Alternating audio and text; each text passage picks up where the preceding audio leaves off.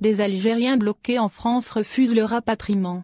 De nombreux ressortissants algériens bloqués en France depuis plusieurs mois, en raison de la pandémie de coronavirus, ont refusé d'être rapatriés. Les concernés ne veulent pas être soumis aux mesures de quarantaine imposées par les autorités algériennes. Citant une source proche du ministère des Transports, le média arabophone An-Nahar indique que plus de 100 Algériens bloqués à Marseille ont refusé de rentrer au pays, malgré leur inscription au niveau du consulat d'Algérie en France. Ces derniers ont été dissuadés par les mesures préventives prises par le gouvernement et imposées aux personnes rapatriées, à savoir une mise en isolement pour une durée de 14 jours dans un hôtel dans la ville d'Annaba. Ainsi, les concernés ont préféré rester en France, refusant d'embarquer à bord du navire appartenant à l'entreprise nationale de transport maritime de voyageurs, ANTV. Seuls 477 Algériens ont été évacués sur la même croisière et se trouvent désormais en quarantaine dans des hôtels réquisitionnés à cet effet.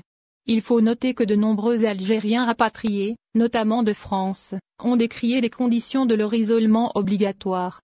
À Alger, quelques rapatriés ont même tenté de descendre dans la rue, dans la matinée de ce vendredi, pour contester leur prise en charge défaillante. L'opération de rapatriement a déjà touché 699 Algériens par ailleurs. Le porte-parole du ministère des Affaires étrangères, Abdelaziz Ben Ali Cherif, avait indiqué, jeudi, que l'opération de rapatriement des Algériens bloqués à l'étranger, laquelle a débuté lundi 20 juillet, avait déjà permis à près de 700 citoyens de rejoindre le pays.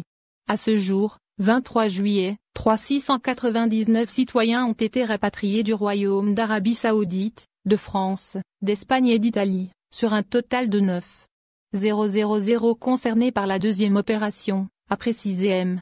Ben Ali Cherif à l'agence officielle, AP.